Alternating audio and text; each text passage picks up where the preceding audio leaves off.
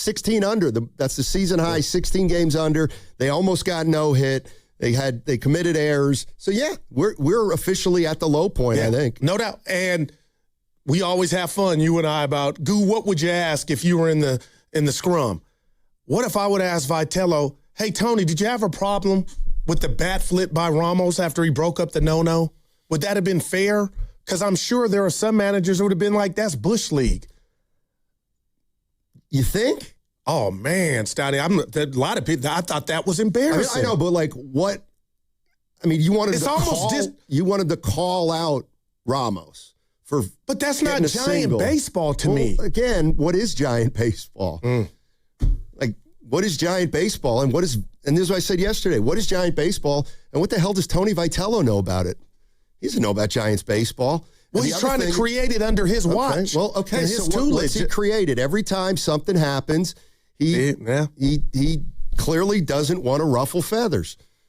And that, to me, is a function of having no experience, but finding yourself in a clubhouse with a lot of veterans who've been around a lot longer than you, and Tony Vitello can read the room enough to know that I can't go after Devers. But why? Because he'll lose everybody. What if that's already happened with him trying to win everybody over?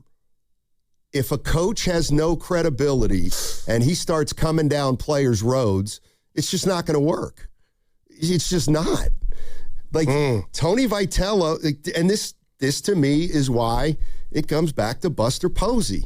It's almost like he glazed over the dynamic that Vitello didn't have experience, but a lot of the players he managed had experience. You know, it's something I guess you can just blow off at the press conference. Wow. But I think we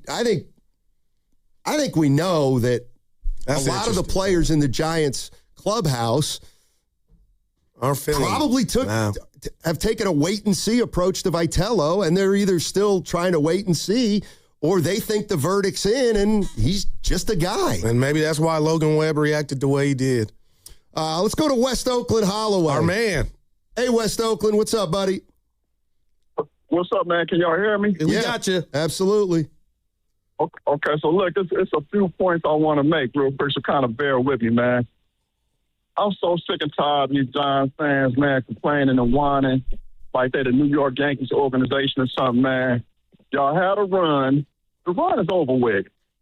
They came into this year, maybe Ever could do a little homework on this. They came into this year, I think they might have been ranked, third to finish in their division, maybe fourth? And if that's so, then that left them fighting with 10, 12 other teams for 2 spots to get in the wild card? That tell you they wasn't that good already, man. The second thing is this.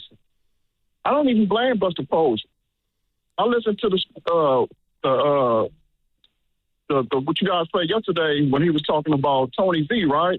And I think Buster really meant everything he said. But the thing is, Buster, he's a leader of men because he was able to recruit college players at 17 and 18 and kind of make them into the players that he wanted them to be.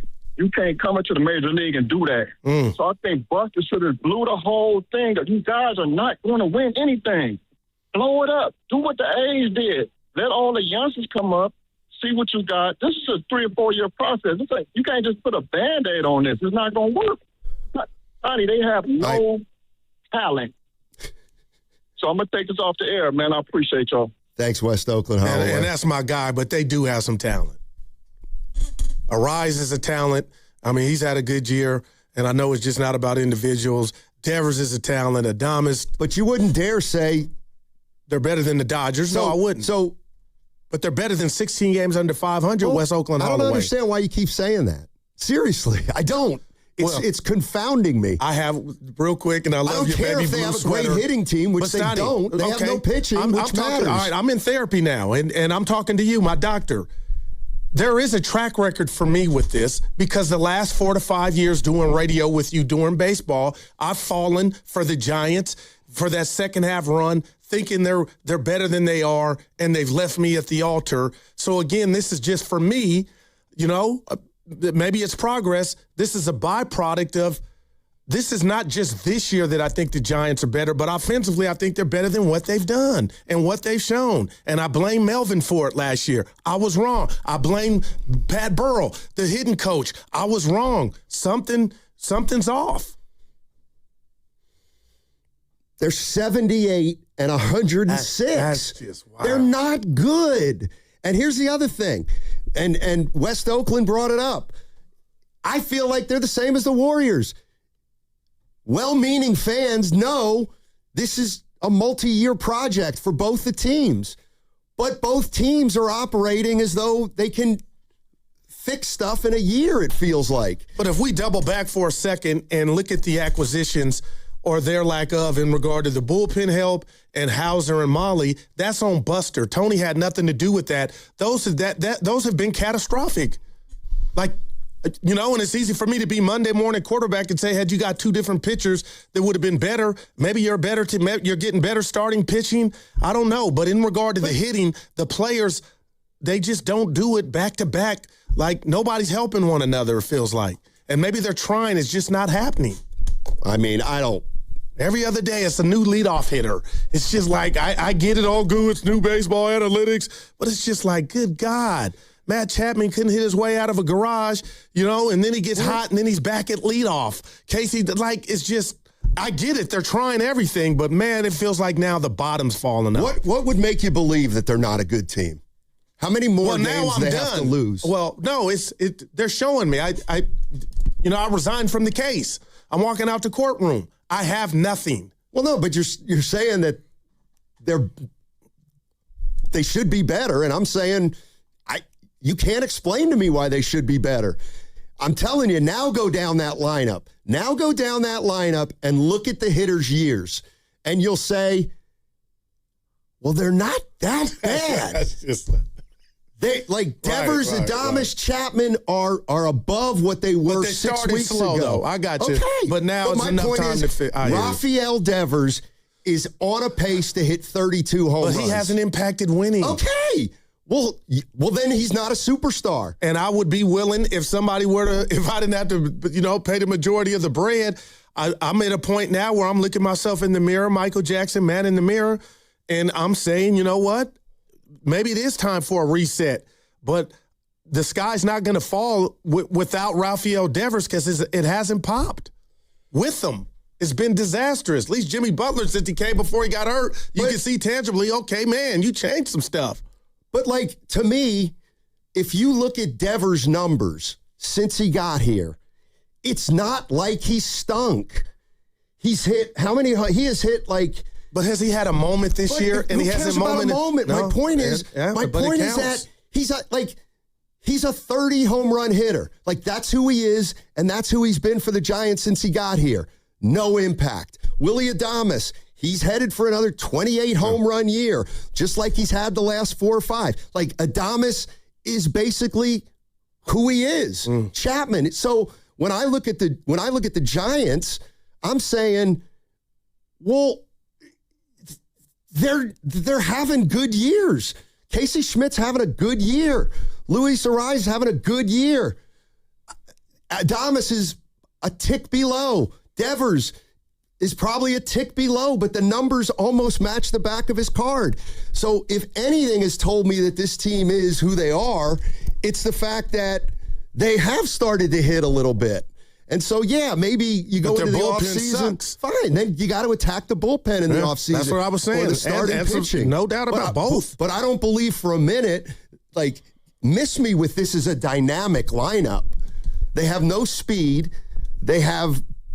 Well, they don't have a ton of power. I'm done giving, the superlatives. You know what? I'll take that L. I'll be quiet on that. It is what it is, and they're just making me look stupid every game. Let's go to Duke in San Bruno. Hey, Duke, what's going on?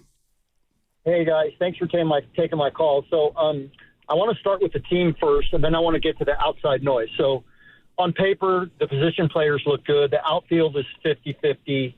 The bottom line is there's no pitching and there's no bullpen and there's no closer. Okay, so that just is what it is. Now I want to get to the outside noise with the pride and with the heritage nights and all this stuff. If it was me, I would get rid of all that stuff. I would get rid of the City Connect uniforms. I would make all that go away, and I would my main focus would be on baseball now, 100% baseball. I'm in the older demographic. I used to go to Candlestick. I used to see Willy McCovey freezing my butt out in left field. So if these fans want to leave, you know what? Bye-bye. See you later. You know, there's always going to be a strong contingent of good Giants fans that have been around for a long time. That's all I got. Thanks, Duke. Appreciate the call. Yeah. Well, I mean, Duke is easier said than done in regard to, I think they're having Black Heritage Night coming up here soon. So, you know, again, hopefully you don't botch that. I don't know how you can, but I'll just say that to Duke. I mean, Duke, already it's bad. And if you were to do that and say, you know what, we're doing away with all those, you know, those special moments or nights, I mean, how do you have a conversation with those entities as to why you're doing that? So I think that's unrealistic. They've been doing that thing for Pride Night forever. So I'm looking at the Giants. Let me ask Giants fans this. In the offseason. So, okay, we got Adames, Chapman, and Devers. All right? Let's say we can't move any of those guys. All right. Well, they've all been marginally productive this year. And they're your core, whether you like it or not. All right, let's run down some other guys. And I'll bet you we'll all say we like them. You like Arias? Oh, man. You like Eldridge? Yep. You like Jung-Hoo Lee? Yep. What about Ramos? Yep. Okay, so that's 1, 2, 3, seven. 4, 5, 6. That's 7 guys, offensive players you like. Right. So, okay, so do you believe that if the Giants in the offseason just attack their pitching, that they could get back to a 500 team or better? I do. I don't. I do. I mean, I don't. Because I think within this offensive lineup, they still have shortcomings. Okay, but what's more pressing? Well, it's obviously pitching. Okay, it's obviously pitching. Okay, that's where I would start. But, you know, I'm not convinced that just running it back offensively. Exactly. But I mean, you got to start somewhere. Now I'm worried about, you know, it's so easy to say, oh, you go get this guy, get that guy. But I mean, Buster or whoever the powers to be have shown us, you know, who would fight us and call right now and say they're not 0 for 2 just in regard to coming out of spring training and saying Ryan Walker's our closer and Molly and Hauser were pluses. My God, that's awful. I mean, I remember talk to me seeing the Molly and Hauser signings and just then looking up their numbers and kind of seeing how spotty they've been the last 3 to 5 years, thinking, well, I don't know about that. And sure enough, that's been a big problem. Speaking of which, I know we're up against it. Now, I don't want to be a one-trick pony, but Stoney, I think I'm serious about my sports and what I deem a teammate to be and not be. Good, bad teammate. I can't tell you enough in these 4 hours or 3.5 that we have left how offended I was Ramos bat flipping. Like that didn't register for you, huh? Nope. I can't wait for Willard and Dibbs, man. Nope. But that just bothered me, man. I mean, what WTF? You bat flipping at home and we're down 10-0 and got our first hit? Would you rather have they been no hit and nobody showed any emotion? I don't know. But that to me, nothing? No. Now, if you want to say there's been a history, Adames is losing track of outs and Devers didn't get pinch run for, and if you want to throw this one out there, how about Ramos's bat flip? I guess I'll acknowledge it was goofy, but I don't make a big deal out of that. I didn't like it.